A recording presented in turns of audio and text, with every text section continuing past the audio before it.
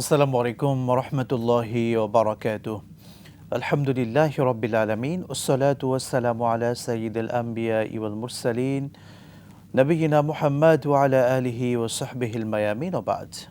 প্রিয় দর্শক শ্রোতা, আপনাদের সকলকে আন্তরিক অভিনন্দন জানাচ্ছি। একুশে টেলিভিশনের পর্দায় জুমাবারের এই সুন্দর অনুষ্ঠান ইসলামী জিজ্ঞাসায় সঙ্গে আছি মুফতি আল-আমিন খান, এবং আজকে এই সুন্দর অনুষ্ঠানে আপনাদের মাসালার জবাব দেওয়ার জন্য আমাদের সঙ্গে যুক্ত হয়েছেন খ্যাতিমান আলেমে দ্বীন শেখ ডক্টর সাদিক মোহাম্মদ ইয়াকুব আজহারি, সম্মানিত সহকারী অধ্যাপক, বাংলাদেশ ইসলামী বিশ্ববিদ্যালয়।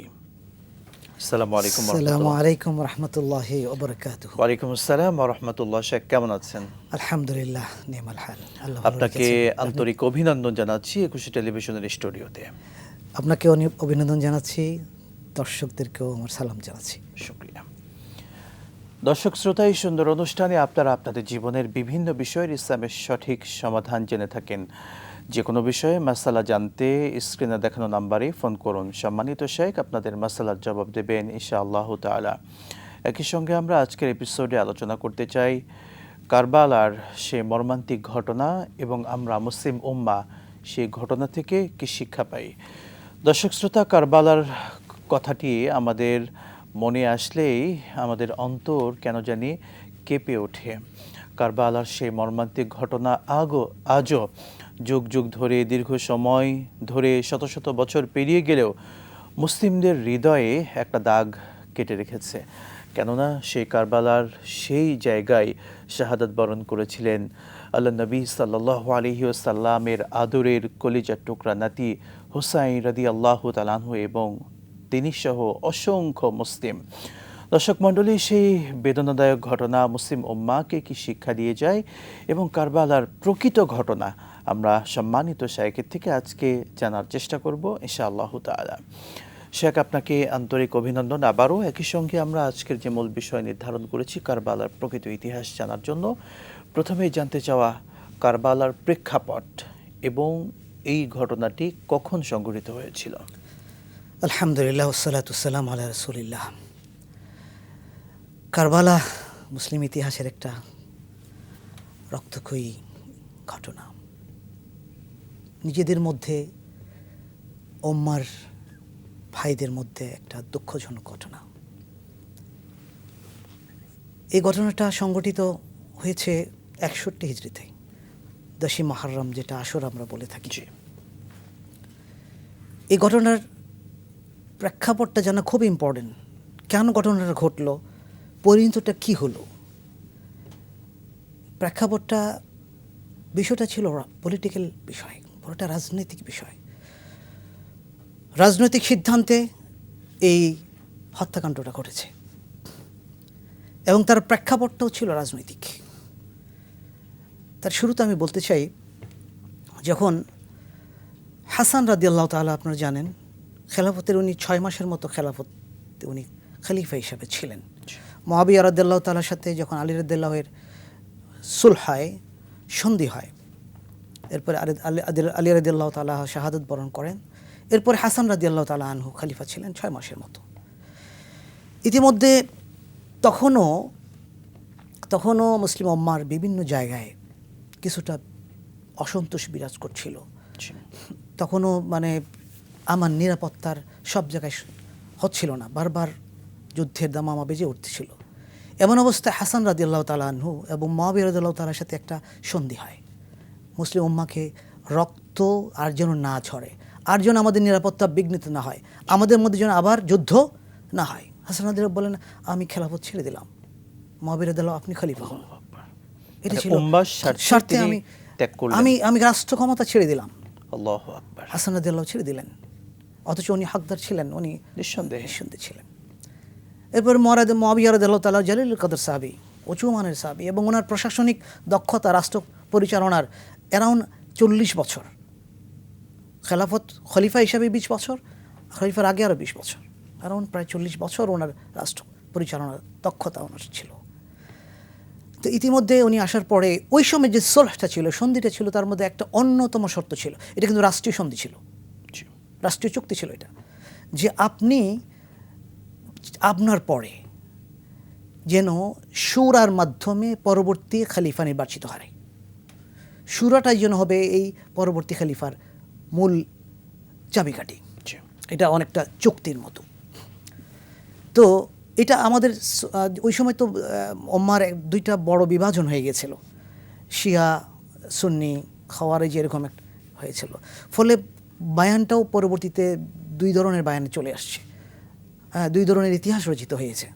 আমরা যারা সুন্না, আহলে সুন্নাহ ওয়াল জামাতের যে সকল মৌলিক ইতিহাস, নির্ভরযোগ্য ইতিহাস, এই ইতিহাসগুলোতে আসছে যে ওই সময় সুলহে যে এই কথাটা ছিল সবচেয়ে ইম্পর্টেন্ট, যে আপনার পরে আপনি কাউকে নির্বাচন করবেন না, বরং শুরা নির্বাচন করবে মুসলিম উম্মার। এখন বোঝা দরকার শুরাটা কি।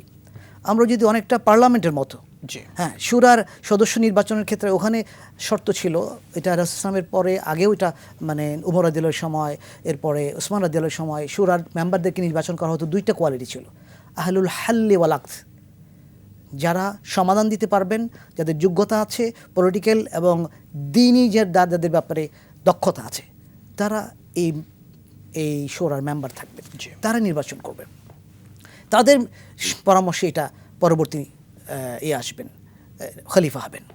কিন্তু যখন মুআবিয়া রাদিয়াল্লাহু তাআলা আনহু শেষ বয়সে আসলেন ওনার, তখন তিনি প্রেক্ষাপট ভিন্ন হয়ে গেল। তখন তিনি পরামর্শ করলেন, আমি কি করব, আমাদের তো এখন চুক্তি অনুযায়ী হোসাইনকে শুরাকে দেওয়া হবে, এটা আমাদের বর্ণনা ইতিহাস। আর শিয়া বর্ণনা ইতিহাসে, বর্ণিত ইতিহাসে এখানে আরেকটা জিনিস অ্যাড করা হয়েছে, সেটা হলো যে ওখানে নাকি সুলহে সন্ধির মধ্যে এটাও ছিল যে আপনার পরে হোসাইনকে কি দেওয়া হবে, আপনি যেন খলিফা হিসাবে নির্বাচন করেন। এটা শিয়া ইতিহাস থেকে আসছে। আর আমাদের যে ইতিহাস সেটা হলো না, ওখানে হোসাইন এটা ছিল এডিশনাল, এটা মৌলিক অংশ ছিল না, বরং ছিল শুরা। শুরা সিদ্ধান্ত নেবে, তারাই সিদ্ধান্ত নেবেন কে হবে পরবর্তী খলিফা, যোগ্য ব্যক্তি। এই জায়গায় এসে তখন মুআবিয়া রাদিয়াল্লাহু তাআলা আনহু দুঃখজনকভাবে ইয়াজিদকে, ওনার ছেলেকে নির্বাচন করেন পরবর্তী খলিফা হিসাবে। এটার পিছনে প্রেক্ষাপট আছে। ওই সময় দেখেন এটা কেন হলো, এইটা না জানলে এই প্রেক্ষাপটটা জানাটা আংশিক হয়ে যায়। দেখেন 20 বছর মুআবিয়া রাদিয়াল্লাহু তাআলা আনহু রাষ্ট্র চালাইছেন, এবং পুরা 20 বছরে রাষ্ট্রের যতগুলো মানে ছিল, বিদ্রোহ ছিল, প্রায় দমন করে ফেলেছেন। নিরাপত্তার প্রায় সবগুলো তিনি কন্ট্রোল করে ফেলেছেন। রাষ্ট্র ইসলামকে আবার বহির্মুখী করে ফেলেছিলেন, আবার বিজয়ের দ্বারাই নিয়ে আসছিলেন, অন্তর্দ্বন্দ্বগুলোকে মিটে ফেলেছিলেন। এটা ছিল তার সফলতার অনেকগুলো কাজ। এরপরে সিরিয়া চল তখন সেন্টার, সারা ওয়ার্ল্ডের তখন মুসলিম উম্মার রাজধানী। তখন তিনি পরামর্শ করলেন। তখন ওই পরামর্শে তার কাছে যারা পরামর্শ দিলেন, দেখেন যে এখন যদি আমরা হোসাইনকে বা এই শুরার কাছে আবার দিয়ে দেই, এবং এমন একজন ব্যক্তিকে এখানে আসে যিনি আবার আসলে আবার রাজনৈতিক পরিবেশ ভিন্ন হয়ে যেতে পারে, আবার নিরাপত্তা বিঘ্নিত হতে পারে, আবার রাষ্ট্রের মধ্যে বিদ্রোহ দেখা দিতে পারে, এই সকল পরামর্শ তখন তার আশেপাশে যারা ছিলেন, সাহাবীদের তার মধ্যে ছিলেন, তাবিরাও ছিলেন, তাবিরা ছিলেন, তারা পরামর্শ করলেন যদি এই ঘটনাটা আপনার হয়ে যায়। আর তখন ওই সময় এলিট শ্রেণী যারা ছিলেন, যারা ব্যবসায়ী ছিলেন, তারা দেখলেন যদি এটা অন্য কাছে ক্ষমতা চলে যায়, সে সম্ভাবনা বেশি হোসেন রাদিয়াল্লাহু হওয়ার কথা।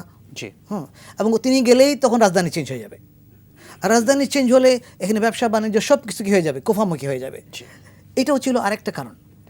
এবং এরপরে মুআবিয়া রাদিয়াল্লাহু তাআলা আনহু যে বিষয়টা সবচেয়ে বেশি গুরুত্ব দিলেন, যে না, রাষ্ট্রের নিরাপত্তাটা হলো ওখান থেকেও বেশি গুরুত্বপূর্ণ, চুক্তি থেকেও বেশি গুরুত্বপূর্ণ রাষ্ট্রের নিরাপত্তা, রাষ্ট্রের স্টেবিলিটি। এইটা চিন্তা করে এবং কিছু বড় বড় সাহাবীর কয়েকজনের পরামর্শ নিয়ে তিনি পরবর্তী খলিফা নির্বাচন করলেন তারই সন্তান ইয়াজিদকে। এটা করার কারণে তখন অনেক সাহাবারা এটা অ্যাকসেপ্ট করেন নাই, মানতে পারেন নাই। তার মধ্যে হোসাইন রাদিয়াল্লাহু ছিলেন, তিনিও মানতে পারেন নাই। এবং ওই সময় ট্র্যাডিশন ছিল যিনি খলিফা হবেন তার কাছে সবাই বায়াত করবেন। বায়াত মানে হলো আমি আপনার আনুগত্য করলাম, আপনার সকল রাষ্ট্রীয় কাজ আমি আপনাকে সাপোর্ট করব এবং সমর্থন করব। এটা হলো শরীয়তের পরিবেশে বায়া, মানে আপনার সব রাষ্ট্রীয় সবগুলো কাজ যদি আল্লাহর বিদ্রোহ না থাকে, আল্লাহ এবং রাসূলের অবাধ্য কিছু না থাকে, তাহলে আমি আপনার এটা করলাম। এটা বাধ্যতামূলক ছিল। এটার খেলাফ যদি করা হয় তাহলে এটা হলো রাষ্ট্রদ্রোহিতা। ওই সময় রাষ্ট্রের পরিভাষায়, খেলাফত রাষ্ট্রের পরিভাষায়। তখন হোসেন রাদিয়াল্লাহু বায়াত করেন নাই। এইটা তখন ওই সময় এজিদ তখন চলে আসছেন, আসার পরে তিনি তার প্রশাসনকে সাজাই বলছেন। ইতিমধ্যে কুফার জনগণ, আপনারা জানেন যে আলী রাদিয়াল্লাহু তাআলা আনহু যে কয়েক বছর খলিফায় ছিলেন এবং পরবর্তী হাসান রাদিয়াল্লাহু যে খলিফা ছিলেন, তখন রাজধানী ছিল কুফাতে। রাজধানীতে, ওখানেই জনগণ তাদেরকে সাপোর্ট ছিল। কুফার জনগণ তাকে দিল যে আপনি আসেন, আমরা আপনার বায়াত গ্রহণ করব। হোসেন রাদিয়াল্লাহু তাআলা আনহুকে বারবার চিঠি দিল, অনেকগুলো চিঠি আসলো। তখন হোসেন রাদিয়াল্লাহু এটাকে যাচাইয়ের করার জন্য ওনার ভাই মুসলিম বিন আকিলকে পাঠালেন, ভাই আপনি যান, গিয়ে দেখেন তো ঘটনা সত্য কিনা। মুসলিম বিন আকিল ওখানে যাওয়ার পরে হাজার হাজার জনগণ কুফার তাকে সাপোর্ট করলো এবং তার বললো যে আমরা হুসাইনকে চাই। তখন তিনি একটা রিপোর্ট পাঠালেন, ইয়া হুসাইন, যেটা মদিনাতে আসলো, যে আপনি আসতে পারেন, এখানে জনগণ আপনাকে ভালোবাসে এবং তারা আপনাকে সাপোর্ট করবে।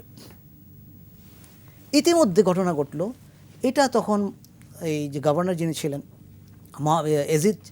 এজিদ তখন দেখলেন যে ওই সময় যে গভর্নর ছিলেন, ওই গভর্নর খুব কন্ট্রোল করতে পারছিলেন না। এটা তো রাষ্ট্রীয়ভাবে মানে রাষ্ট্রের বিদ্রোহ অনেকটা। তখন তিনি ওবায়দুল্লাহ বিন জিয়াদকে দিলেন গভর্নর করে, যে আপনি যান, আপনি কন্ট্রোল করতে পারবেন। কুফার গভর্নর হিসেবে তাকে পাঠালেন। তখন ওবায়দুল্লাহ বিন জিয়াদ এসেই সমগ্র কুফাবাসীকে খুব থ্রেট দিলেন যে খবরদার, আপনারা যদি আকিলকে সমর্থন করেন, হোসাইনকে উপর বায়াত গ্রহণ করেন, তিনি থ্রেট দিলেন, সৈন্যবাহিনীর ভয় দেখালেন। এই ভয়ে কুফার জনগণ পিছিয়ে হটে গেল। এবং একটা ঘটনা আছে, আকিল ওনার ভাই মুসলিম বিন আকিল নামাজ পড়াচ্ছিলেন, শত শত মুসল্লি তার পিছনে ছিল, নামাজ পড়ার পর আর কাউকে খুঁজে পান নাই, কেউ তার পিছনে নাই। এই ফাঁকে ওবায়দুল্লাহ বিন জিয়াদের সৈন্যবাহিনী তাকে নিয়ে গেল এবং তাকে হত্যা করল। হত্যা করার আগে তিনি চেয়েছিলেন এই মেসেজটা পাঠাতে, ও হোসাইন, আপনি আসবেন না, কুফাবাসী আমাদেরকে মিথ্যা প্রতিপন্ন করেছে, আমাদের সাথে থাকেনি। বাট এই মেসেজটা আসার আগেই হোসেন রাদিয়াল্লাহু বের হয়ে যান এই কুফার উদ্দেশ্যে। এরপরে কারবালার ঘটনা ঘটে। এটি ছিল পুরো রাজনৈতিক প্রেক্ষাপট। এই রাজনৈতিক প্রেক্ষাপট আমাকে বলে দিবে ওই সময় আরও দুইটা ঘটনা খুবই উল্লেখযোগ্য। একটা হলো, তখন ইবনে আব্বাস রাদিয়াল্লাহু জীবিত, আবদুল্লাহ বিন ওমর রাদিয়াল্লাহু জীবিত, আবদুল্লাহ বিন জুবাইর রাদিয়াল্লাহু তাআলা জীবিত, এবং এরা প্রত্যেকেই জলিল কদর সাহাবী নিঃসন্দেহে। তারা তখন আবদুল্লাহ বিন আব্বাস রাদিয়াল্লাহু আসলেন। আবদুল্লাহ বিন আব্বাস রাদিয়াল্লাহু বললেন, ইয়া হোসাইন, আমি শুনলাম আপনি ইরাকে যাচ্ছেন। বলে, যে আমি ইরাকে যাচ্ছি। তখন তিনি তাকে স্মরণ করেন, দেখেন আপনার বাবার সাথেও তারা কিন্তু ভালো করে নাই, আপনার ভাই হাসানের সাথেও তারা কিন্তু ভালো সাপোর্ট দেয় নাই, একসময় তারা তাদের পিছন থেকে সরে গেছে, আপনি যায়েন না।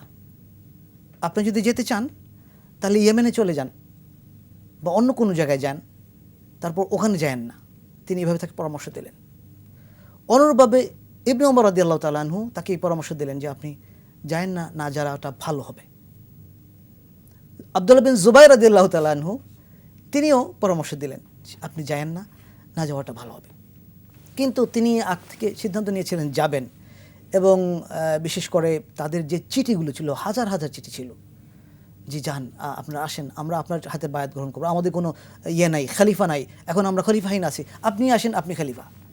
এটা তো একটা রাষ্ট্রের তখন সরাসরি থ্রেট, যার জন্য এই এজিদ এসে এই থ্রেটটাকে প্রথম থ্রেট হিসেবে দমন করেছেন। ফলে তিনি ওই কুফাবাসীকে দমন করে ফেলেছেন এবং কুফাবাসী তার আনুগত্য স্বীকার করে ফেলেছে এজিদের, যে আমরা হুসেনের সাথে নাই। এই খবরটা হুসেন রাদিয়াল্লাহুর কাছে আসে নাই। তারা আসার আগেই তিনি চলে গেছেন, এই কারবালার দিকে বা ওইদিকে চলে গেছেন। এরপরে কারবালার দুঃখজনক ঘটনা, এখানে বেশ মর্মান্তিক কিছু ঘটনা ঘটছে। এটা ছিল মূলত প্রেক্ষাপট। শুকরান জাযাকাল্লাহ। আমরা কারবালার মূল প্রেক্ষাপট অল্প কথায় আপনার থেকে জেনেছি, আশা করি দর্শকরা উপকৃত হবে। শেখ, কারবালায় যখন ইমাম হোসেন রাদিয়াল্লাহু তাআলা আনহু পরিবার সহ মুসলিমদের সহ বাহিনীতে কতজন ছিলেন, তারা কারবালার উদ্দেশ্যে রওনা দিয়েছিলেন, এবং প্রতিমধ্যে কোথায় থেকে মূলত ওবাইদুল্লাহ বিন জিয়াদ প্রতিরোধ শুরু করে এবং আক্রমণটা কোথায় থেকে শুরু করে?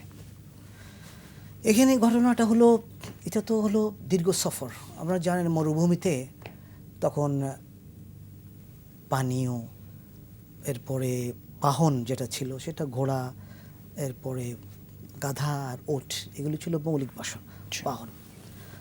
আর উনি বের হচ্ছিলেন মূলত কোফাবাসীর সাথে দেখা করা, ওখানে যাওয়া, যুদ্ধের জন্য বের হন নেই। তার সাথে তখন তার পরিবার, ফুল পরিবার ছিলেন। তার পরিবার, আলী রাদিয়াল্লাহু আনহুর পরিবার এবং হাসানের পরিবার রাদিয়াল্লাহু তাআলা আনহু, এরা ছিলেন। প্রায় বলা হয় যে ইতিহাসে দুইটা বর্ণনা আছে, একটা হলো 82 জন ছিলেন, একটা হলো 72 জন ছিলেন। এরকম দুইটা বর্ণনা পাওয়া যায়। যাই হোক, 82 অথবা 72, এই একটা টিম নিয়ে তারা যাচ্ছিলেন।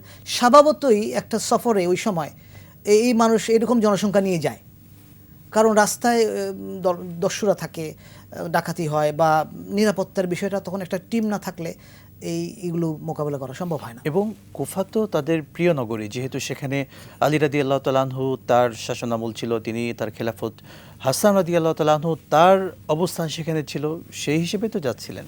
জি, সেই হিসেবেও যাচ্ছিলেন। এবং তার স্মৃতি বিচরিত অনেক জায়গা ওখানে, এবং ওইটা মাহাব্বতের জায়গা ছিল, সন্দেহ নেই। তো যাওয়ার পরে কারবালা নামক স্থান, যেটা প্রসিদ্ধ কারবালা নামক স্থানে, এখানে ইতিমধ্যে খবর চলে গেছে যে হোসেন রাদিয়াল্লাহু বের হয়েছেন। এটা প্রশাসন তো, তাদের গোয়েন্দা বাহিনী আছে, এবং সব জায়গায় তখন তো খেলাফত, এবং খেলাফতের নিরাপত্তা ব্যবস্থা ওইরকমই ছিল। আর মুআবিয়া রাদিয়াল্লাহু তাআলা আনহু থাকা অবস্থায় একদম পার কিলোমিটার নিরাপত্তা ব্যবস্থা করেছেন। আপনারা জানেন ওখানে একটা ব্যবস্থাপনা ছিল যে সংবাদ পৌঁছানোর জন্য 12 কিলোমিটার পর পর একটা ফাঁড়ি ছিল। এই ফাঁড়িতে ঘোড়া থাকতো, যে কোনো ইনফরমেশন এই ফাঁড়ির মাধ্যমে চলে যেত। 1 মাসের রাস্তা 1 সপ্তাহে 5 দিনে চলে যেত। একজন চিঠি নিয়ে ওই একটা ফাঁড়ি থেকে ঘোড়া নিয়ে বের হলেন, এক টানে 12 কিলোমিটার, ঘোড়া এক টানে 12 কিলোমিটার চলতে পারে। ওখানে গিয়ে তিনি ওই ঘোড়া ছেড়ে, ওই ঘোড়া আর চলতে পারবে না, তাকে রেস্ট দিতে হবে। তিনি নতুন আরেকটা ঘোড়া নিয়ে আবার রওনা হয়ে গেলেন, সময় ক্ষেপণ হলো না। এভাবে করে প্রায় সিরিয়া থেকে একদম কায়রোয়ান পর্যন্ত, আফ্রিকা পর্যন্ত, এদিকে আপনার পর্যন্ত, কোফা, ইরাক, এদিকে আমাদের এই পর্যন্ত চলে আসছে। তার মানে পুরো অঞ্চলটাকে ইনফরমেশন, ওই সময় যে হাইয়েস্ট টেকনোলজি ছিল বা হাইয়েস্ট এটা ব্যবস্থা ছিল, যার জন্য উনি বের হচ্ছেন, সাথে সাথে খবর চলে গেছে কেন্দ্রে, সিরিয়াতে। উনি বের হচ্ছেন মদিনা থেকে, বা চলে গেছেন কোথায়? সিরিয়াতে। অল্প দিনের ভিতরে সিরিয়া চলে গেছে। সিরিয়া থেকে তখন তারা সাথে সাথে পাঠাইছে যে আপনারা করেন, ওনাকে যেন কোফার দিকে আসতে দেন, থামায়েন না শুরুতে যেন আপনারা থামায়েন না, আগে দিকে আসতে দেন, কোফার দিকে আসতে দেন। উনি আসার পরে আসতেছিলেন, আছেন এই কারবালা নামক স্থানে, এক জায়গায় তাকে থামিয়ে দেওয়া হলো। এই জিয়াদের সেনাবাহিনীর একটা কমান্ডো বাহিনী, প্রায় 4000 জনসংখ্যা, মানে সৈন্যবাহিনী ছিল ওই ইয়েতে, শূন্য টিমে, ওই কমান্ডো টিমে। এরা যখন আসার পরে ওনাকে বাধা দিল যে আপনি যেতে পারবেন না। উনি কেন যেতে পারবো না? বলে এই যে আপনার সরকারি অর্ডার যে আপনি ওখানে যেতে পারবেন না। ইতিমধ্যে তিনি জানেন না, কিন্তু ওখানে তার ভাই আকিলকে হত্যা করা হয়েছে এবং এরপর কুফাবাসী তাকে মানে তার সাথে গাদ্দারি করেছে, এটা তিনি জানেন না। এবং আরও দুঃখজনক ঘটনা হলো, এই যে সৈন্যবাহিনীতে যারা ছিল, এর মধ্যে প্রায় 1000 খানিক ছিল কুফাবাসী, কুফার সৈন্যবাহিনী, যারা তাকে সাপোর্ট দেওয়ার কথা ছিল, তারাও এখানে আসছে তাকে আটকানোর জন্য। এটা ছিল দুঃখজনক। আরও আমরা কারবালার আরও ঘটনা শুনবো আপনার থেকে বিরতির পরে ইনশাআল্লাহ। একজন দর্শককে প্রথমে যুক্ত করছি। আসসালামু আলাইকুম ওয়া রাহমাতুল্লাহ। কে আছেন দর্শক? নাম বলে প্রশ্ন করুন। জি, আমার নাম মোহাম্মদ সাইদুল ইসলাম, সিরাজগঞ্জ থেকে বলছিলাম। জি বলুন দর্শক। বলতেছি কি, ইমাম হোসেন রাদিয়াল্লাহু তাআলা আনহু ইসলামের জন্য শহীদ হয় না, নিজের স্বার্থের জন্য শহীদ হয়েছে, এটা কি আসলে সত্যি নাকি? দর্শক, এই চিন্তা থেকে আমাদের বের হয়ে আসতে হবে। ইমাম হুসাইন রাদিয়াল্লাহু তাআলা আনহু তার শাহাদাত, তার কোরবানি, তার পরিবারের কোরবানি এবং আহলে বাইতদের কোরবানি নিঃসন্দেহে দ্বীনের জন্য, ইসলামের জন্য, উম্মার জন্য। আমাদের এই চিন্তা থেকেও বের হয়ে আসতে হবে। এরপরে আমাদের শায়েখ বিস্তারিত বলবেন বিরতির পরে ইনশাআল্লাহ। দর্শক শ্রোতা, একুশে টেলিভিশনের পর্দায় আপনারা দেখছিলেন আপনাদের প্রিয় অনুষ্ঠান ইসলামী জিজ্ঞাসা। সময় হলো একটি ছোট্ট বিরতির, সঙ্গেই থাকুন, ফিরছি ইনশাআল্লাহ।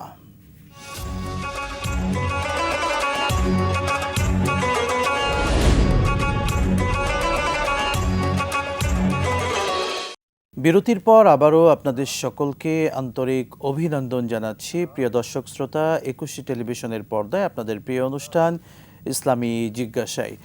দর্শক শ্রোতা, এই সুন্দর অনুষ্ঠানে আপনারাও যে কোনো বিষয়ে জানতে চাইলে স্ক্রিনে দেখানো নাম্বারে ফোন করুন। আমাদের সম্মানিত অতিথি শেখ ডক্টর সাদিক মোহাম্মদ ইয়াকুব আজহারি হাফিজাহুল্লাহ আপনাদের মাসআলার জবাব দেবেন ইনশাআল্লাহ তাআলা।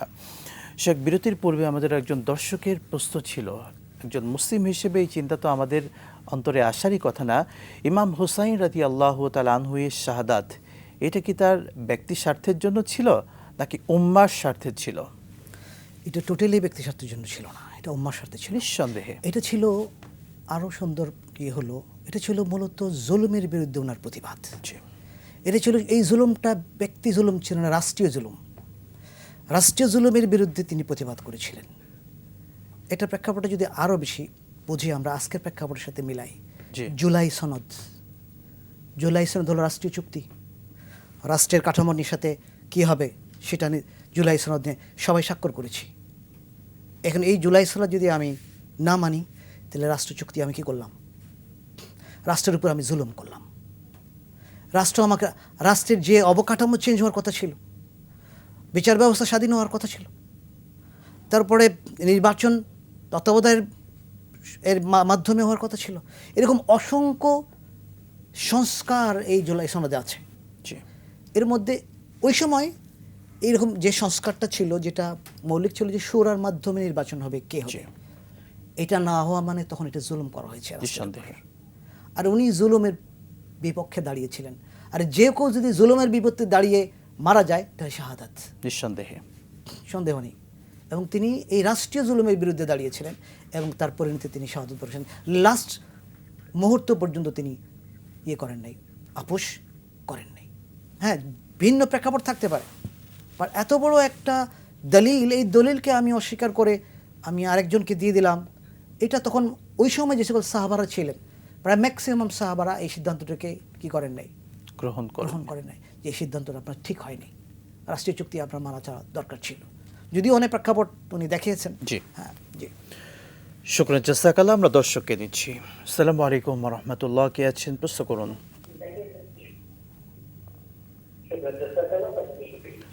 দর্শক, টিভির ভলিউম কমিয়ে কথা বলুন। জি, আসসালামু আলাইকুম। ওয়ালাইকুম আসসালাম ওয়া রাহমাতুল্লাহ। আমি গিয়াসউদ্দিন আহমেদ প্রশ্ন করছিলাম কাঁচকুড়া উত্তরখান থেকে। জি, আপনারা বললেন যে ইমাম হুসাইন আলাইহিস সালাম ওনার শাহাদাত এটা ব্যক্তি স্বার্থে, এটা কিভাবে, এটার একটু প্রমাণ দিবেন। আপনি সম্ভবত আমাদের পাক ভারত উপমহাদেশে যিনি ইসলাম প্রচার করেছেন, যার ভূমিকা অনেক বেশি, হযরত খাজা গরিব নওয়াজ, উনি বলেছেন শাহ আস্ত হুসাইন, বাদশাহ আস্ত হুসাইন, দিন আস্ত হুসাইন, দিনে পানা আস্ত হুসাইন, হর দস্ত না দস্ত দস্ত দস্ত দর দস্ত ইয়াজিদ হত্তা কে বিনায়ে লা ইলা আস্ত হুসাইন। তো হযরত খাজা গরিব নওয়াজের মতো আলেম নিশ্চয় দুজন না। আমি একজন শিয়াও না, আমি একজন আহলে সুন্নাত ওয়াল জামাতের অনুসারী। তো বাংলাদেশে শিয়ারা কি বললো, সুন্নিরা কি বললো, খারেজি কি বললো, এটা নিশ্চয় দলিল না। দলিল হতে পারে খাজা গরিব নওয়াজের কথা, আপনি দলিল হতে পারে বুখারী শরীফ থেকে। মূল কথা বলুন, মূল কথা কি আপনার সেটা বলুন। দলিল হতে পারে ইমাম হুসাইন আলাইহিস সালাম সম্পর্কে সাহাবারা কি বলছেন, নবীজি কি বলছেন। নবীজি বলছেন হুসাইন মিন্নি, আপনি আনা মিনাল হুসাইন। প্রশ্ন করুন, মূল কথা বলুন, আপনার প্রশ্ন কি বলুন আপনি। উনি ব্যক্তির স্বার্থে কিভাবে প্রমাণ দিলেন? উনার প্রত্যেকটা কাজই ইসলামিক স্বার্থে। আপনি কিভাবে দয়া করে ভিন্ন দিকে মানুষকে নিবেন না, দয়া করে আলেমদের অনুযায়ী ইসলামের কথা বলবেন। জি, ধন্যবাদ। দর্শক, আপনি সহ সকলকে বলতে চাই, আপনি সম্ভবত আমাদের কথা অস্পষ্ট শুনেছেন, ভুল শুনেছেন। আমরা এই সুন্দর অনুষ্ঠানের মাধ্যমে আমরা আমাদের শায়েখ স্পষ্টভাবে বলেছেন ইমাম হুসাইন রাদিয়াল্লাহু তাআলা আনহুর শাহাদাত কখনোই ব্যক্তি স্বার্থে ছিল না, বরং এটা উম্মার স্বার্থে ছিল এবং তার যে কোরবানি, তার ত্যাগ, এটা একমাত্র ইসলামের জন্য, দ্বীনের স্বার্থে ছিল। আপনি সম্ভবত ভুল শুনেছেন। আমাদের একজন দর্শক মূলত এভাবে প্রশ্ন রেখেছিলেন, সেই প্রশ্নকে আমাদের শায়েখ এভাবে জবাব দিয়েছেন, কোরআন সুন্নাহর কি বর্ণনা।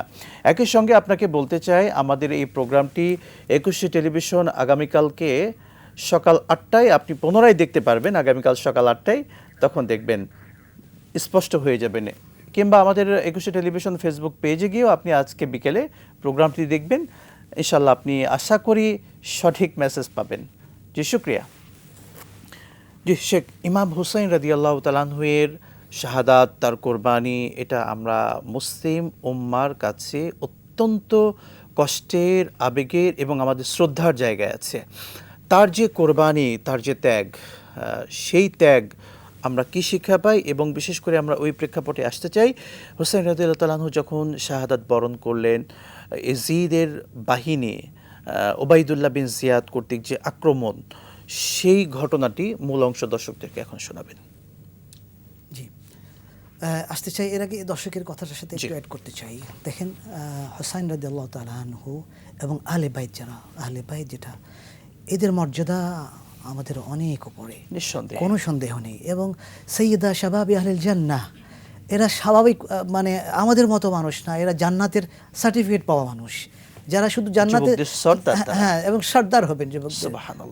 এই লেভেলের মানুষগুলো আমরা কখনোই তাদের মর্যাদা অবমাননা করতে পারি না।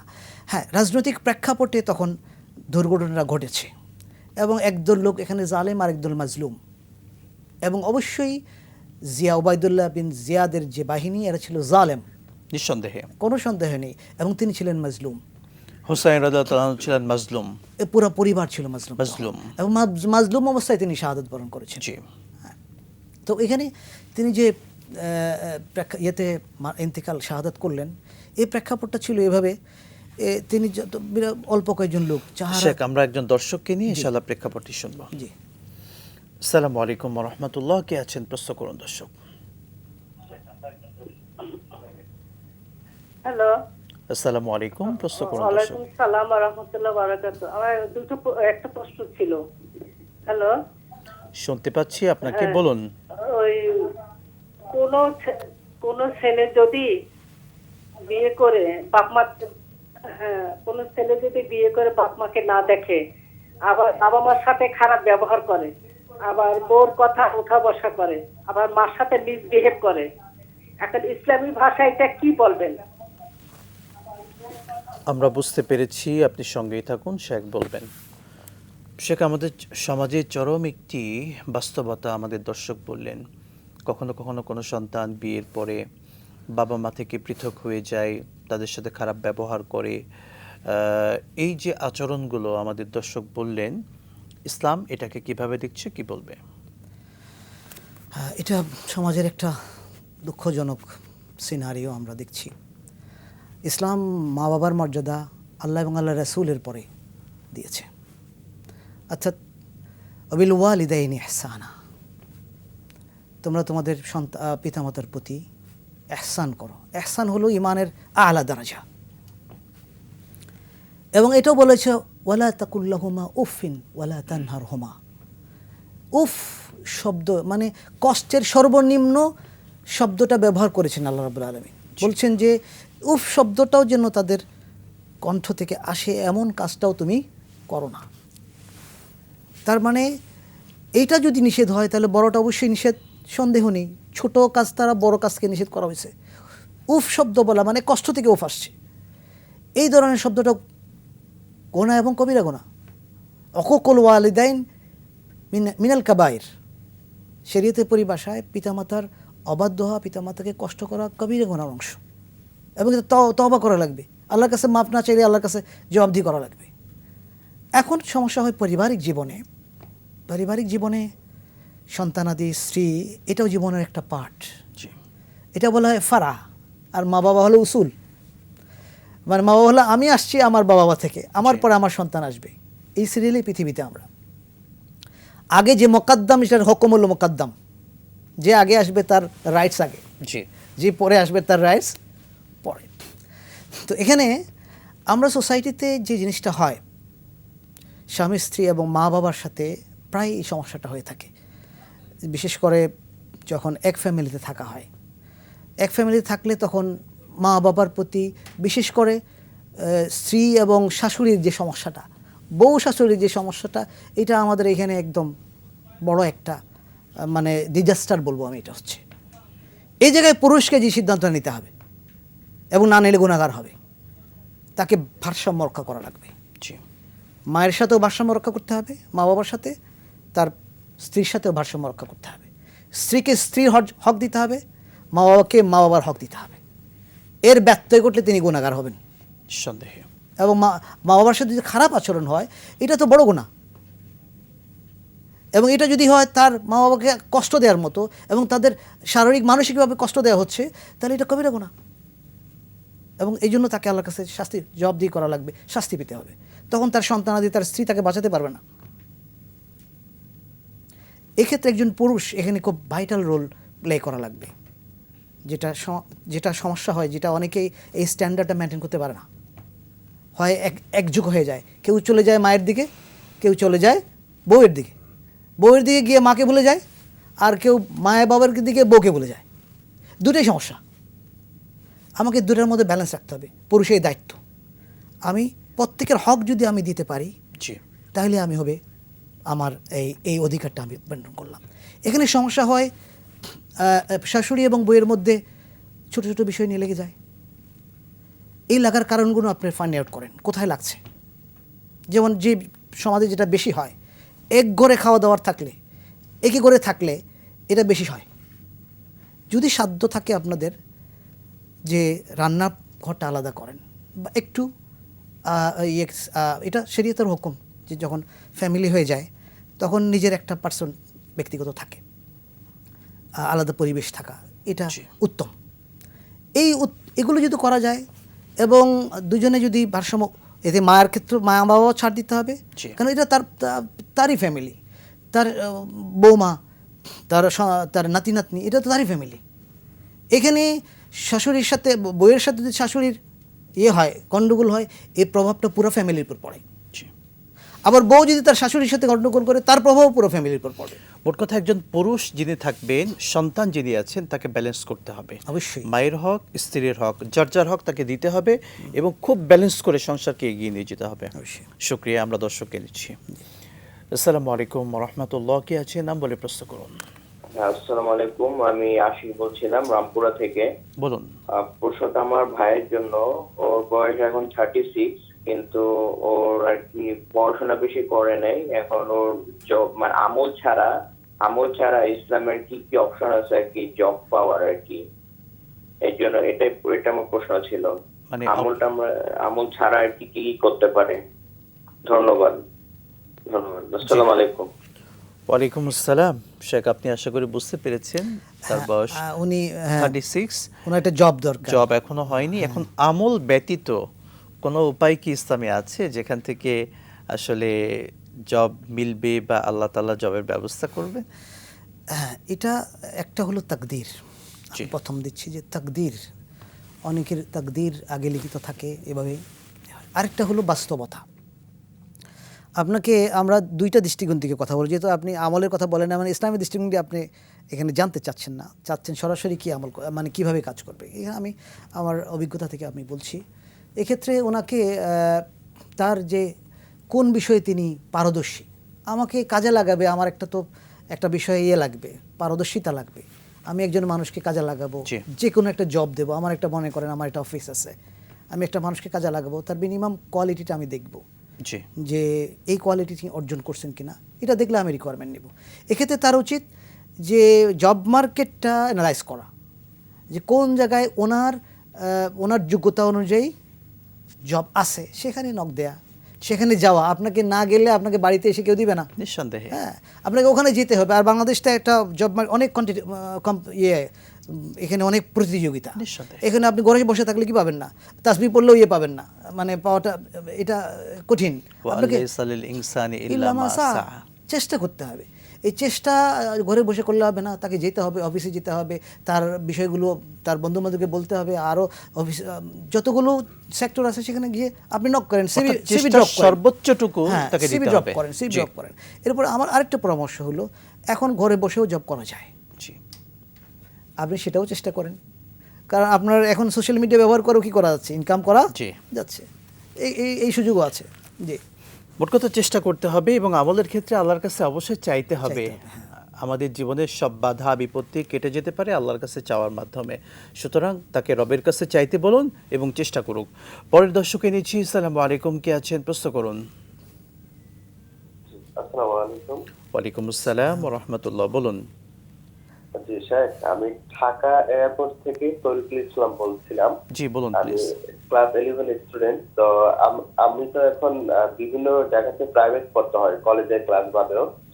তো প্রাইভেট গুলোর সময় আপনার বিভিন্ন জায়গায় কোচিং দেওয়া থাকে, যেমন আসরের টাইম, মাগরিবের টাইম, এশারের টাইমে। তো আমি এখন কি করব, কোচিং করবো আগে নাকি প্রাইভেট করবো আগে, কোনটা করবো আগে?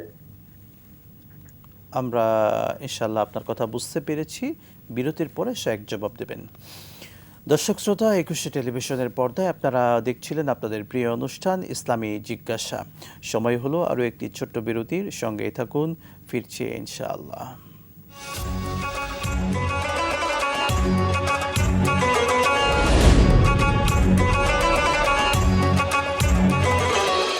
বিরতির পর আরও একবার আপনাদের প্রত্যেককে আন্তরিক অভিনন্দন জানাচ্ছি একুশে টেলিভিশনের পর্দায় আপনাদের প্রিয় অনুষ্ঠান ইসলামী জিজ্ঞাসায়।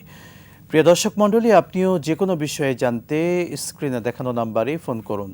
আজকে আপনাদের মাসালার জবাব দিচ্ছেন শেখ ডক্টর সাদিক মোহাম্মদ ইয়াকুব আজহারি। শেখ, আপনাকে আবারও অভিনন্দন। একই সঙ্গে বিরতির পূর্বে আমাদের দর্শকের যে প্রশ্ন ছিল, তিনি একজন কলেজ শিক্ষার্থী। তার প্রশ্ন ছিল নামাজের সময়গুলোতে আসর কিংবা মাগরিবে বিভিন্ন কোচিংয়ের সময় হয়ে থাকে, কোচিং ক্লাস নেন। এখন তিনি আসরে আসর বা মাগরিবের সালাতের সময় তিনি কি কোচিং করবেন নাকি সালাতের উদ্দেশ্যে যাবেন? তার জন্য কোনটা করা বেটার হবে? এটা আমাদের বিশেষ করে স্কুল কলেজে পড়ুয়া ছাত্রছাত্রীদের একদম প্রতিদিনের চিত্র। জি, সমাজে আসলে এই সময়ে যে সময় বাচ্চারা তারবিয়া শিখবে, অর্থাৎ দিনকে লালন করবে, নিজের জীবনে প্র্যাকটিস করবে, এর একটা বড় অংশটা সে দিয়ে দিচ্ছে তার পড়াশোনায়, সন্দেহ নেই। তো কোচিং হয়ে গেছে আমাদের এখন মানে পড়াশোনার একটা আবশ্যিক অংশ, যদিও এটা কাঙ্ক্ষিত ছিল না। এখানে একজন ছাত্রকে আল্লাহর হকটা আগে খেয়াল রাখতে হবে। হকুক আমরা আগেও বলেছি, হাক্কুল্লাহ এবং হাক্কুল ইবাদ। এখানে আল্লাহর হক হলো তার সালাত তার টাইম মতো পড়ে ফেলা।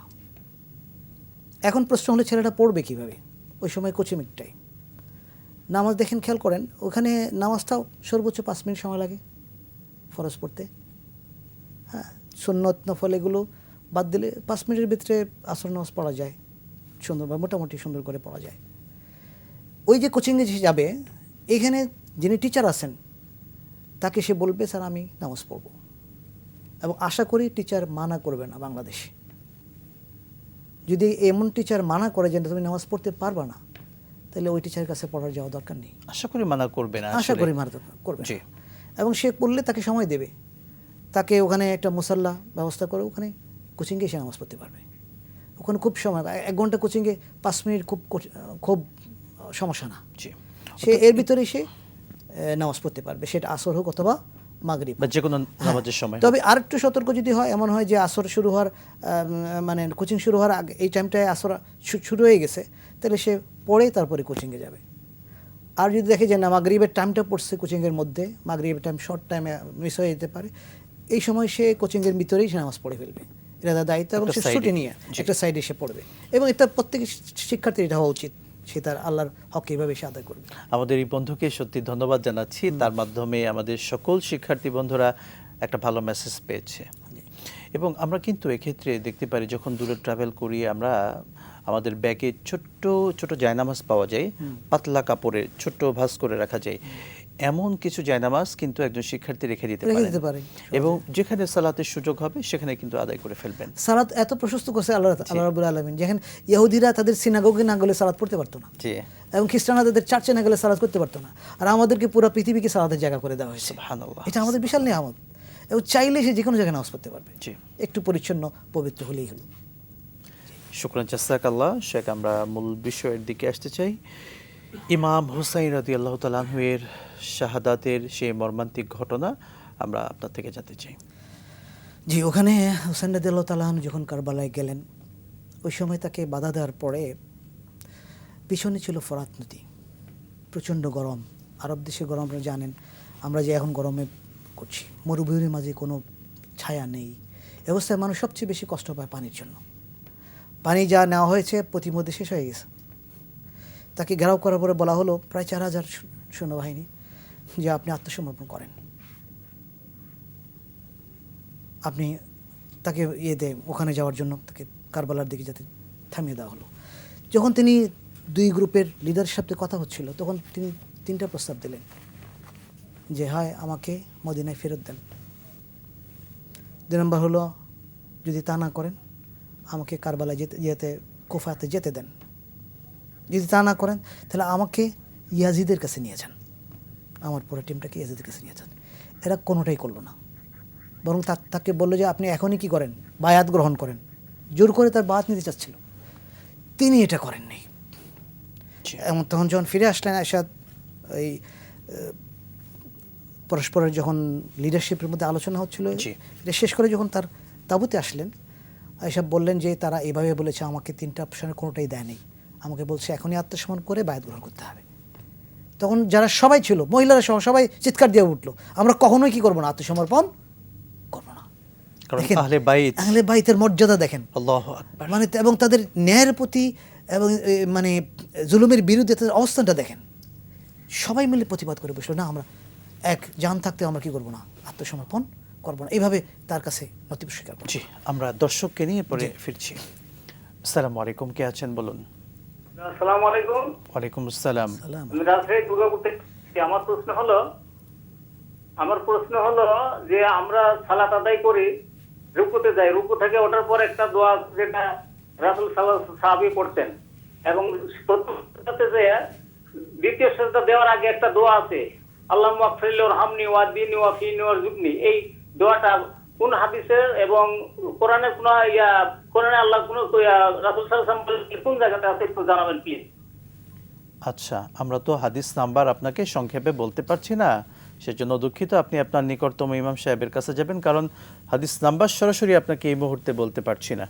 শুকরিয়া। আমরা পরের দর্শককে নিচ্ছি। আসসালামু আলাইকুম, বলুন। দর্শক বলুন, কে আছেন? লাইনটি বিচ্ছিন্ন হয়েছে, আমরা মূল আলোচনায় ফিরতে চাই। শেখ, যে দোয়ার কথা আমাদের দর্শক বললেন, এটা তো নিঃসন্দেহে সহিহ হাদিস থেকে প্রমাণিত। যেহেতু সহিহ হাদিস থেকে প্রমাণিত, কোনো সন্দেহ ব্যতীত আমরা এটার উপর আমল করব, এটা হলো আমাদের মূল কথা। হাদিস নাম্বার আপনি এটা পরবর্তীতে একটু খোঁজ করে নিয়ে ফেলবেন। শুকরিয়া। মূল বিষয় আসতেছে, আপনি ইমাম হুসাইন রাদিয়াল্লাহু তাআলা আনহু এর শাহাদাতের সেই মর্মান্তিক ঘটনা নিয়ে আপনি বলছিলেন। এরপরে যখন ওনারা সিদ্ধান্ত হয়ে গেল যে না প্রতিবাদ করবেন, এবং ওনারা যুদ্ধের জন্য প্রস্তুত হয়ে গেলেন। এদিকে 4000 সৈন্য, এদিকে মাত্র 82 অথবা 72 জন লোক, এবং এদের ম্যাক্সিমাম, এদের বড় অংশ হলো শিশু এবং নারীরা। হ্যাঁ, এই অবস্থায় প্রথম যুদ্ধের হলো যে পার্সন টু পার্সন যুদ্ধের জন্য দেখা হলো, কয়েকজন আসলেন, এদের হাতে হুসাইন রাদিয়াল্লাহু এর হাতে এরা সবাই মারা গেল।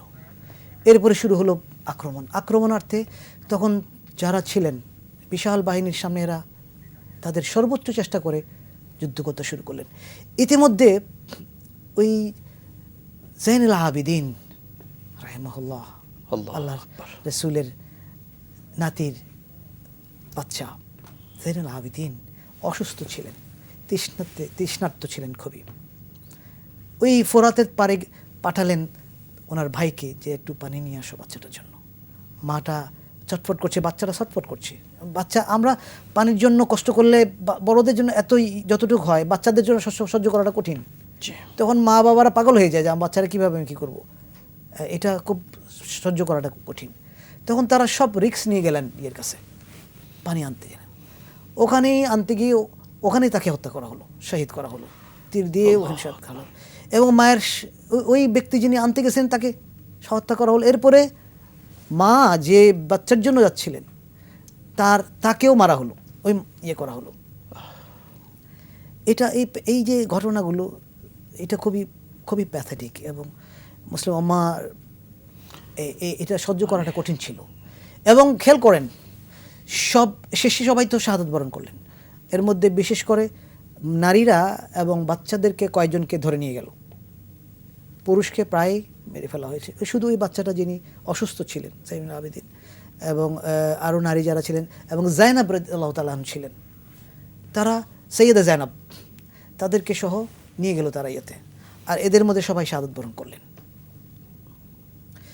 এখানে একটা জিনিস খেয়াল রাখা দরকার, এখানে তারা মারা যাওয়া এখানে পরাজয় না, সব পরাজয়টা পরাজয় না, কোনো কোনো পরাজয় ইতিহাসে বিজয়, নিঃসন্দেহে।